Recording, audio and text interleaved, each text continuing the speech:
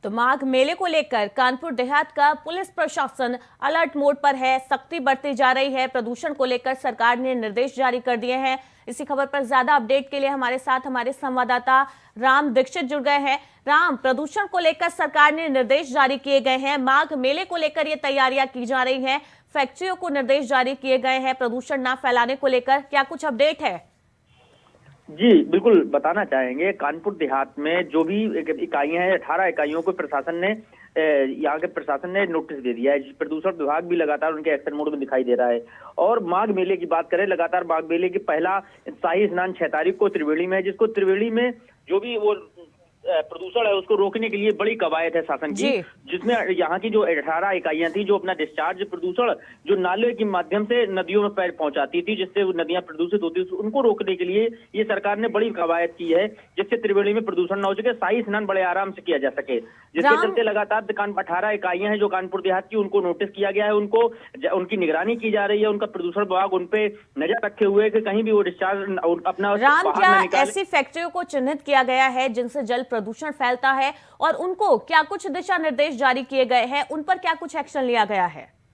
जो 18 इकाइयां हैं, जैसे यहाँ पर जामा कंपनी है जो लेदर फैक्ट्री है, जो चमड़े की कंपनी है जिससे लेदर बनता है, उसका डिस्चार्ज रोक लगाई गई है। HL एग्रो ग्लूकोज स्टार्च बनाती है जो बियर में यूज किया जाता है स्टार्च, उसको उस कंपनी पे रोक लगाई गई है, जिसमें वो डिस्चार्ज न निकाल सके, क्योंकि वो डिस्चार्ज जो उनका है बड़ा बेहद केमिकल वाला डिस्चार्ज होता है, बेहद जहरीला डिस्चार्ज है, जिससे नदियों में पहुंचेगा और प्रदूषित होंगी। उनको ये सख्त निर्देश है प्रदूषण विभाग के कि उनका डिस्चार्ज कैसे भी न निकल सके। उनको वहीं भी TP प्लांट लगाया गया है, उनके वेस्टेज को फिल्टर करने की कवायद करवाई जा रही है। और उसका जो वेस्टेज है, यहाँ पे जो कानपुर देहात में 2 वेस्टेज प्लांट है, उनको उनका वेस्टेज देने की बात कही जा रही है। 18 इकाइयों के नोटिस होने के बावजूद भी कंपनियां लेकिन बाज नहीं आ रही है, चोरी छुपे कहीं ना कहीं धोखेधड़े से एक अपना वेस्टेज निकालती है नदियों के द्वारा। कई भी ऐसी कंपनियां हैं जो अभी भी वेस्टेज निकाल रही हैं, जिसमें प्रदूषण विभाग को शिकायत की गई है। प्रदूषण विभाग उन पर भी कार्रवाई करने के लिए नोटिस जारी कर रहा है, लगातार उन पर कार्रवाई की जाएगी, प्रदूषण विभाग का कहना है। जी राम, ऐसी फैक्ट्रियों के खिलाफ क्या कुछ कार्रवाई की जा रही है? आगे क्या कुछ कार्रवाई की जाएगी? जो प्रशासन के नियमों का, उनके आदेशों का पालन नहीं किया जा रहा है, उसके बाद भी लापरवाही बरती जा रही है, नियमों की अनदेखी की जा रही है? जी, जो 18 इकाइयां हैं जिसमें 2-3 ऐसी कंपनियां हैं जो लगातार प्रदूषण बहा रही हैं, जिसकी सूचना प्रदूषण विभाग को इंडिया वॉइस की टीम ने दी थी। और प्रदूषण विभाग है जो है उनको टारगेट कर लिया है, उनको चिन्हित कर लिया है, उन पे जुर्माने के साथ साथ उनकी बंदी की भी कार्रवाई की जाएगी। अगर वो नियमों का उल्लंघन करते हैं, उनकी कंपनियों को बंद किया जाएगा, उनकी कंपनियों को ताला लटकाया जाएगा उनकी कंपनियों पर, जिससे वो आगे चल के प्रदूषण ना फैला सके। लेकिन जो कंपनियां हैं ये अपने नियमों को नहीं मान रही हैं, जो प्रदूषण विभाग के जो नियम है उनको नियमों को नहीं मान रही हैं और उन पे लगातार प्रदूषण जो है वो लगातार फैला रही हैं। कई ऐसी कंपनियां, HL एग्रो की बात करें, जामा फैक्ट्री की बात करें, 3-4-5 ऐसी इकाइयां हैं जो लगातार प्रदूषण फैला रही हैं, अपनी कंपनी का डिस्चार्ज बाहर निकाल रही हैं। लेकिन प्रदूषण विभाग भी लगातार इन पे एक्शन दिखाई दे रहा है, एक्शन मोड में है, इनके ऊपर कमर कस ली है। इनके कोई भी वेस्टेज इनका निकलने में नहीं निकलने दिया जाएगा और इनके ऊपर सख्त कार्रवाई की जाएगी, प्रदूषण विभाग का ये कहना है। जी बिल्कुल राम, देखना होगा कि आने वाले समय में ऐसी औद्योगिक इकाइयों के खिलाफ क्या कुछ कड़ी कार्रवाई की जाती है। बहुत बहुत शुक्रिया इस अपडेट के लिए आपका।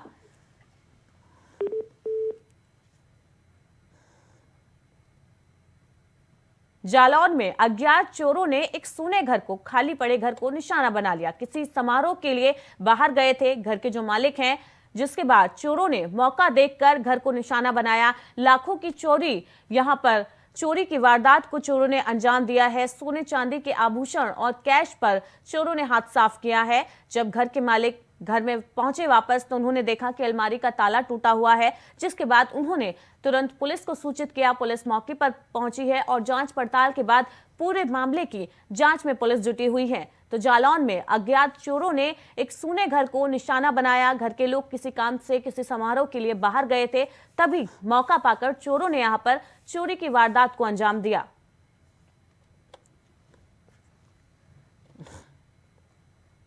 उत्तर प्रदेश के लोधा क्षेत्र अंतर्गत जीवन ज्योति मेडिकल कॉलेज में उस समय हड़कंप मच गया जब कॉलेज प्रशासन ने 99% ANM और GNM की छात्र छात्राओं को फेल कर दिया। इससे आक्रोशित छात्राओं ने अलीगढ़ दिल्ली मार्ग को जमकर हंगामा काटा। छात्राओं का आरोप है कि जिन छात्राओं ने रिश्वत के पैसे दिए थे उन्हें पास किया गया, बाकी सभी छात्राओं को फेल कर दिया गया। पूरे मामले की सूचना पर लोधा पुलिस भारी पुलिस बल के साथ मौके पर पहुंची और छात्र छात्राओं को समझा बुझाकर शांत कराया। छात्राओं ने बताया कि कॉलेज की 99% छात्राओं को फेल कर दिया गया है। उसने कहा कि कॉलेज में किसी भी छात्र या छात्रा की फीस निर्धारित नहीं है, जिससे जैसे भी सेटिंग होती है उससे उसी तरीके से एडमिशन करा लिया जाता है। कुछ छात्राओं का आरोप है कि उनके द्वारा किसी को रिश्वत नहीं दी गई, इसलिए पिछले 3 सालों से उन्हें लगातार फेल किया जा रहा है। छात्राओं का यह भी आरोप है कि कॉलेज प्रशासन के साथ छात्राओं के साथ अक्सर बदसलूकी की जाती है।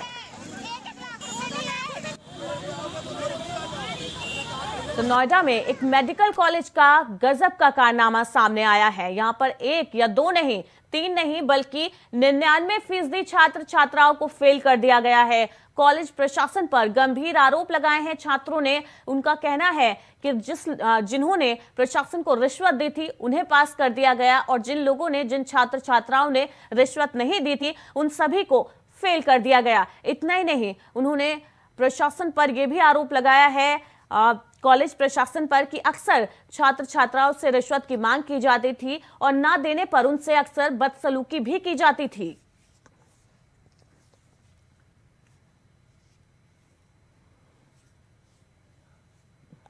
तो नोएडा के एक मेडिकल कॉलेज का ये मामला है जहां पर छात्र छात्राओं ने गंभीर आरोप मेडिकल कॉलेज प्रशासन पर लगाए हैं और कहा है, रिश्वत लेने का गंभीर आरोप लगाया और कहा कि जिन लोगों ने रिश्वत दी उनको पास किया गया, बाकी सभी छात्र छात्राओं को फेल कर दिया गया है। करीब 99% छात्राओं को यहां पर फेल किया गया है। जीवन ज्योति मेडिकल कॉलेज का ये मामला है जहां पर छात्राओं ने कॉलेज प्रशासन पर गंभीर आरोप लगाए हैं। कहा है कि 99% एएनएम और जीएनएम के छात्र छात्राओं को फेल कर दिया गया कॉलेज प्रशासन की तरफ से। इससे छात्र छात्राएं आक्रोशित हैं। उन्होंने अलीगढ़ नोएडा मार्ग को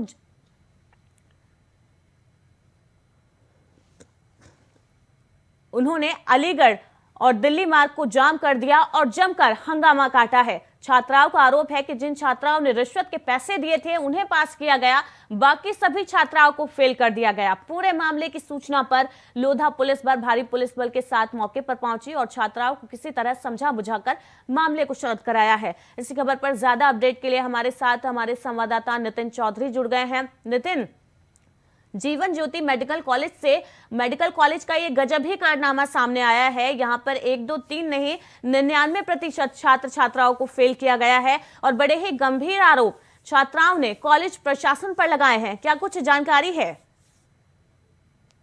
देखिए पूजा, बिल्कुल जीवन ज्योति हॉस्पिटल जो कॉलेज है उसमें जो है 99% बच्चों को जो है फेल किया गया। तो इस पर जो गंभीर आरोप आज स्टूडेंटों ने लगाया, जिस तरीके से जो है फेल किया गया कि आखिरकार कौन सी इसमें कमियां रह गई थी। जिस तरीके को देखते हैं यहाँ पर पूरी तरीके से प्रशासन को रोड को जो जाम किया था, स्टूडेंटों ने आज पूरी तरह रोड को जाम कर दिया था। रोड पे जाम लगा के बैठ गए थे, हल्ला बोल कर दिया गया था। पुलिस प्रशासन वहाँ पर तैनात कर दिए गए थे नजर बनाने के लिए। जिस तरीके से जो है रोड इसको बंद किया गया था कि जीवन ज्योति जो कॉलेज है नोएडा के अंदर, उसमें जो 99% ऐसे छात्रों को फेल किया कि आखिरकार जहाँ 1 नहीं 2 नहीं 3 नहीं, तो सबसे पहले 99% जो छात्र हैं उन सभी को जो है फेल किया गया। उन्हीं कॉलेजों की जो पढ़ाई थी उस पढ़ाई को देखते हुए जिस तरीके से उन्होंने आरोप लगाया और कहा है कि ऐसी कौन सी गलतियां देखी गई थी जो इस कॉलेज ने इतने बच्चों को जो है फेल किया गया है। तो वहाँ पर पुलिस फोर्स लगा दी गई है, क्योंकि जिस तरीके से सुबह के टाइम में लोगों ने जो है हड़ताल कर ली थी, रोडों को जाम कर दिया था, तो पुलिस फोर्स वहां लगा दी, चप्पे चप्पे पर नजर बनाई गई। उसके जो कॉलेज के जो मालिक हैं उनसे जो है पुलिस प्रशासन बात कर रहा है, बच्चों को बैठा के बात कर रहा है। ऐसे भविष्य का जो खिलवाड़ किया गया है, इस भविष्य में आखिरकार इतना बड़ा खिलवाड़ जो देखा गया था इस कॉलेज के अंदर देखा गया, जहाँ 99% बच्चों को जो है फेल किया गया है। जी बिल्कुल नितिन, कॉलेज प्रशासन ने 99% एएनएम और जीएनएम की छात्र छात्राओं को फेल किया है। कॉलेज प्रशासन की तरफ से क्या कुछ सफाई पेश की गई है जब पुलिस ने उनसे पूछताछ की है, क्योंकि 99% इन छात्र छात्राओं के भविष्य का सवाल है?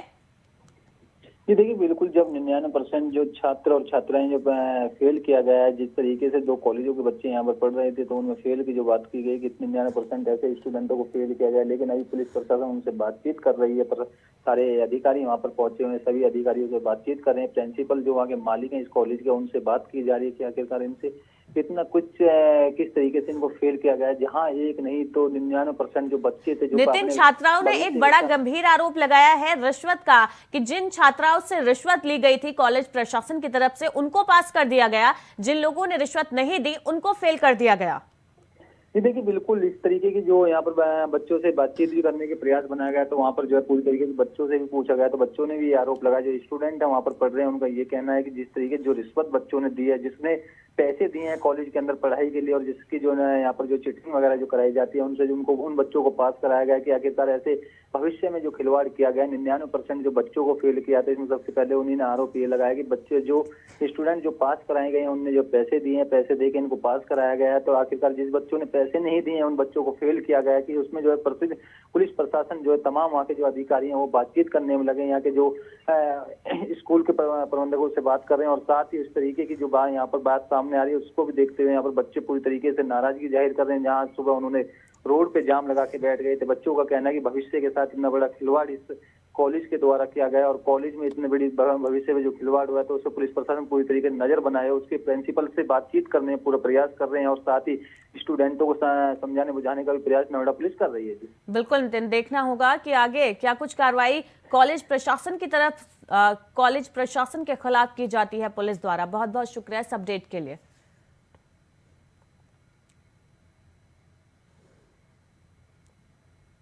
फर्रुखाबाद में फतेहगढ़ कोतवाली क्षेत्र के आर्मी कैंट गेट के सामने एक होमगार्ड और ई रिक्शा चालक को दबंगई दिखाना भारी पड़ गया।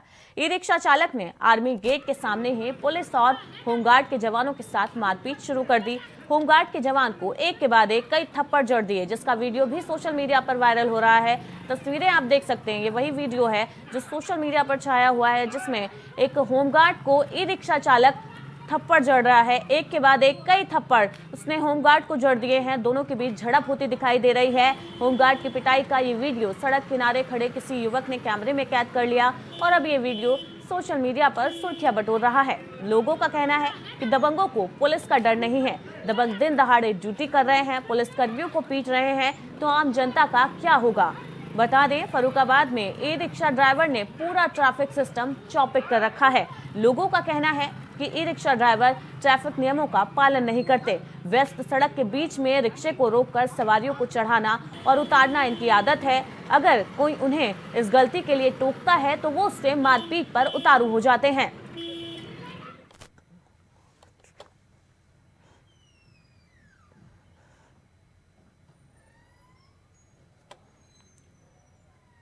कानपुर के रावतपुर थाना क्षेत्र में निर्माणाधीन होटल मालिक के सिक्योरिटी गार्ड ने एक युवक की गोली मारकर दिन दहाड़े हत्या कर दी।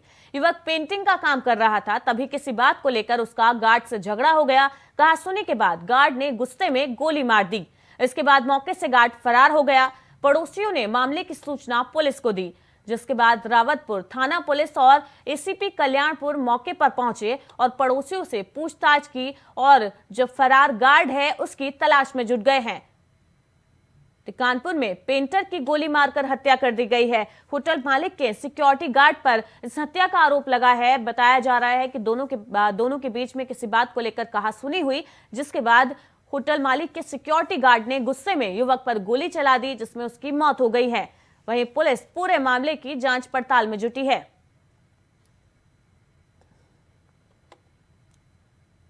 बदायूं के सैदपुर कस्बे में बीती रात दो युवक तालाब में शर्त लगाकर कूद गए। एक युवक तालाब में लापता हो गया, जिसकी खोजबीन में गोताखोर लगातार जुटे हुए हैं। फिलहाल सभी उनकी तलाश कर रहे हैं। शर्त लगाने के बाद तालाब में छलांग लगाई थी। दोनों युवकों की तलाश की जा रही है। गोताखोर लगातार तलाश में जुटे हैं, लेकिन युवकों का फिलहाल कुछ पता नहीं चल पाया है।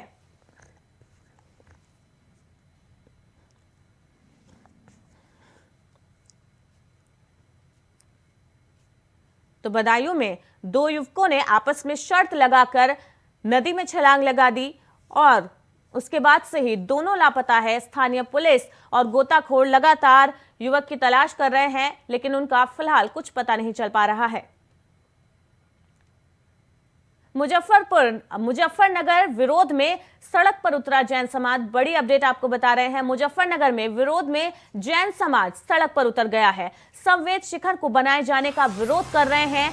न नोट देंगे न वोट देंगे, इस तरीके के नारे लगाए हैं जैन समाज के लोगों ने। सैकड़ों की तादाद में सड़क पर उतरकर सकल जैन समाज के लोग प्रदर्शन कर रहे हैं। सकल जैन समाज का देशव्यापी प्रदर्शन जारी है। जी हां, सड़कों पर उतर आए हैं। समवेत शिखर को बनाए जाने का ये लोग विरोध कर रहे हैं। मुजफ्फरनगर में भी तस्वीरें सामने आई है जहां पर जैन समाज सड़क पर उतरा है और समवेत शिखर को बनाए जाने का विरोध कर रहे हैं और साथ ही नारे लगा रहे हैं कि ना नोट देंगे ना वोट देंगे। इस तरीके के नारे लगाए जा रहे हैं सकल जैन समाज के लोगों द्वारा। सैकड़ों की तादाद में सकल जैन समाज सड़क पर उतरा है और देशव्यापी प्रदर्शन किया जा रहा है। मुजफ्फरनगर में भी प्रदर्शन की तस्वीरें सामने आई है जहां पर समवेत शिखर को बनाए जाने का सकल जैन समाज के लोग विरोध कर रहे हैं।